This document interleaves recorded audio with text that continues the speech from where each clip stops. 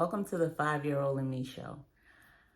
I am Coco Brown, lifestyle diva and author of Mikasa Book 1, Blurred Lines. And I have the amazing Christina Alva with me here today. Christina, could you tell the audience a little bit about yourself? Yes, so as she introduced me, I am Christina Alva. I am a speaker, best-selling author, USA Today best-selling author, and I am a book writing coach. I grew up in Texas, San Antonio, but I live in the Maryland area right now, and my passion is all about helping people tell their story through written word. Yes, that's awesome. I'm thinking about how we met. We've known each other for a number of years now. And I think we really solidified that bond through our tie to Tressa Azarel and her book writing group. Do you remember at what point you decided that capturing stories was your passion? Oh, wow. That's a great question. At what point I decided it was my passion? This is probably more recent. This is probably in the past year or two that I've really learned to understand like that makes me happy, and it brings me more joy than some of the other things that I do.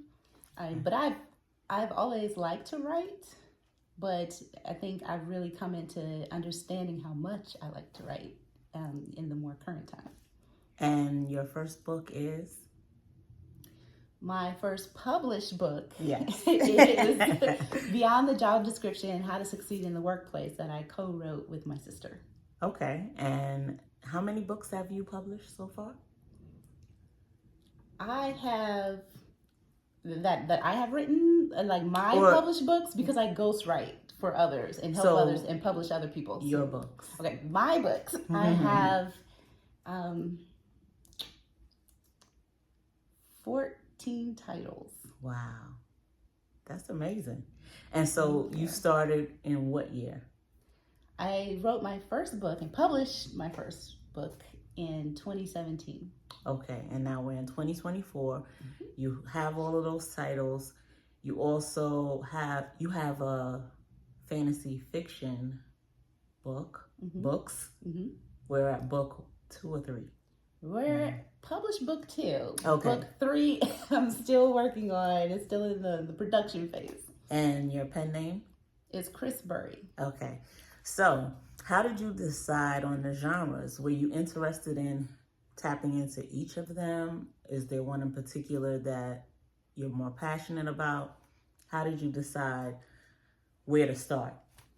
Great question. And you mentioned Tressa Azarel, at CEO Azarel.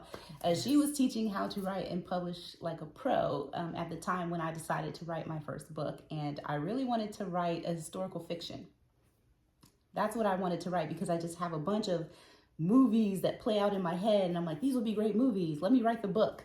And they're all over the place. Most of them are fiction though. And when I was learning how to write and publish, she advised me, Tressa Azarel had advised me to write what I know, the lowest hanging fruit, start there. Something I could write with my eyes closed. And I was like, well, I have a lot of people that ask me about workplace success, how to write a resume, how to interview, how to ask for a raise. So I thought, let me write that down because everybody asked me, I could just hand them a book, right? And my sister does a lot of mentoring for workplace people as well, professionals. So we wrote it together. And that's when I started writing and publishing. And so I started with how-to books, sort of. And I started in the nonfiction genre to help other people succeed. And then that started the coaching business and everything. And then that kind of distracted me from what I really wanted to do. But I thought, okay, God, you're taking me down this route. Let me go with this. This is where I'm being called. So I just went with the flow. But deep down inside, I've had a lot of interest in nonfiction, particularly fantasy. But, I write it all. So that's why I started out in nonfiction. And then I kind of shifted when my nephews, my godsons had asked to read my book, and they were really young. And I thought, you're not going to want to read about workplace success. Right. I was like, let me write something for you. And so I wrote my first fiction fantasy novel called Dragon Twins, and I wrote book 1 and then I wrote book 2, and I had so much fun writing that. And just a side note, like I have lots of book ideas. I have about 25 of them on a list right now, right? And most of them are sort of like historical fiction, telling the story of my great-great-grandmother who was Native American, moving down the Trail of Tears, and that story that's not really told in a lot of books that you see.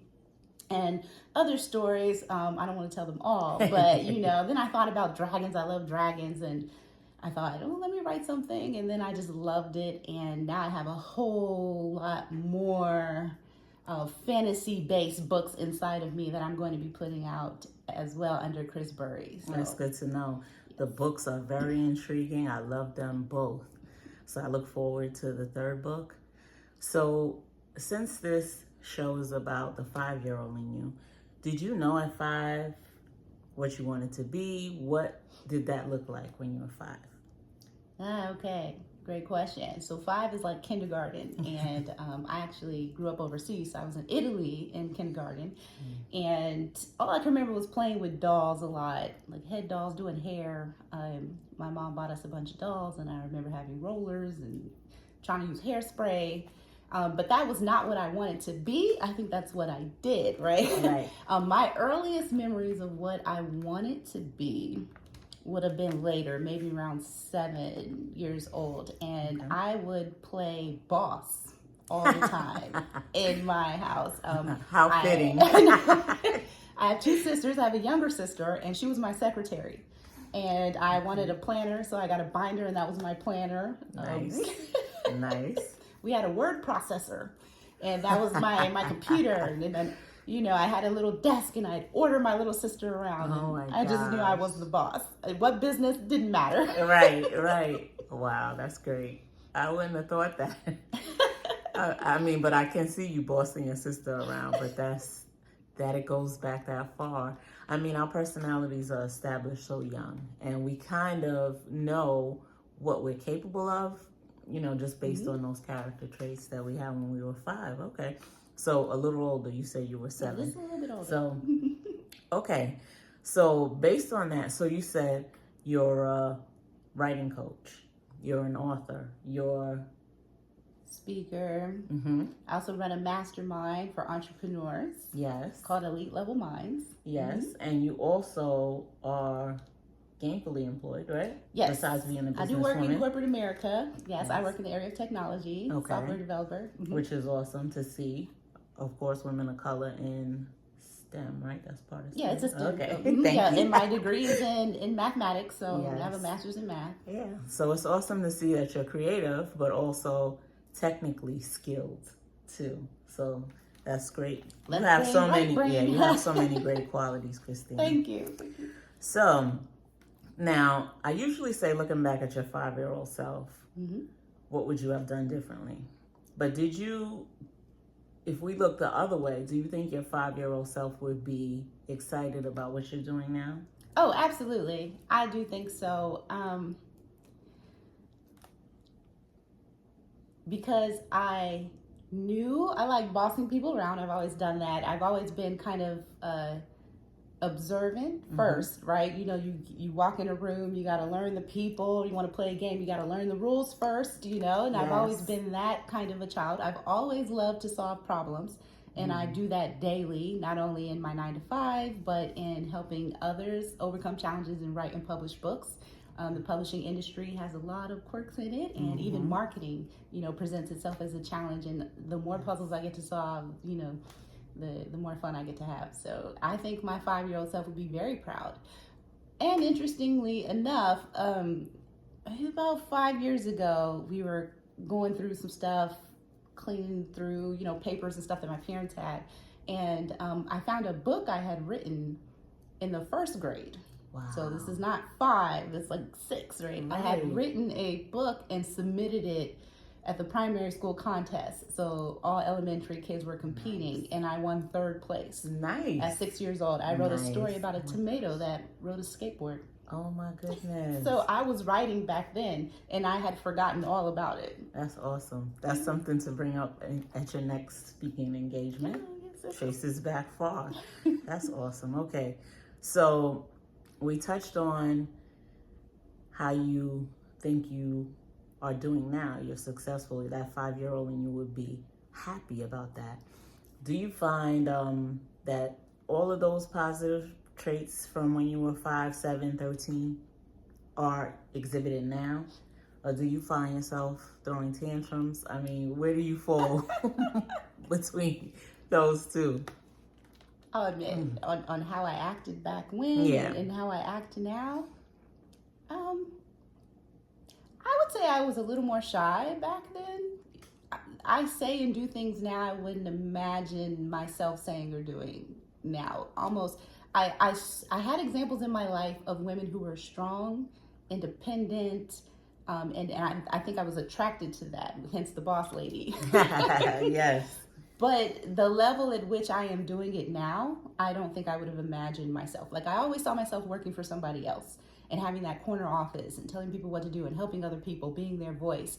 But I never saw myself owning my own business. That it was this is a new concept that I didn't have back then. Okay. And I love it. So that's good. Yeah. That's great. Okay. So looking at that, like, we like to forecast in our business. You help so many people, but what's your goal? Like, if you woke up tomorrow and were able to decide, this is what I want to do with my next year, 3 years, 5, what would that look like? Oh, I love that question. Right? We ask everyone if money wasn't an issue, right? Yes. You can do whatever you want to Yes. do. I'd wake up tomorrow and just focus on my writing. Okay. I think I do love helping other people and you know, assisting in their dreams and doing all that I can, but I just have the sense of urgency and this desire to get everything out of my head. Yes. And I have so many books that I want to write, and then I want to adapt them to film. Yes. So I would also love to see them on the big screen. Yes. So writing content for movies, writing more books, that's what I would be doing. I don't know, maybe working for Netflix or something like that. Okay. So you would be or working with ready. Netflix. Okay. So walking away from your 9 to 5, focusing strictly on writing. Yes. In all its aspects. Yes, one day, right? You know, right. If we could just, you know, one day, that is a dream. I mean, the 9 to 5 will only support you for so long, too. I can write until I'm 80, 90, right? This is true. And your ideal location, because you're here, but you didn't always live here. You are from? I am from San Antonio, Texas. Right. Yes. So ideally, where would that be? What does that look like as far as location in the world? Where would it be? That is a wonderful question, right? Wow, if I could live anywhere, you know, right now, as of today, because I feel there are a lot of places I haven't been that I would love to check out. But right now, if I could live anywhere, I love Texas. I miss Texas. Right back home. Not to San Antonio, though. I'd probably be in the Dallas-Fort Worth area, but back in Texas, there's no, you know, state taxes there. Right. There's, it's more spread out, more land. Yeah. Absolutely. Yes, the Tex-Mex. I love the food, the barbecue, the weather. Yeah. I like it more on the hot side than out here with all the seasons and the snow. Yeah, I get that. Okay, so this has been a great conversation. I thank you for taking the time, Christina Alva. Can you share with the audience your social media handles, if anything is coming up for you that you would like them to participate in? Absolutely. So you can stay in touch with me by following me on Instagram and Facebook at Christina N. Alva. You can always check out my website, Christina Alva, for all the new book releases I have, any opportunities to work with me. And also I have a running workshop that I do every month on how to write your book, right? How to take that thought or idea to a finished manuscript in your hand. So I do that every month, and you can always sign up for that on my website at christinaalva.com. Awesome. Thank you so much. Yes. Thank you.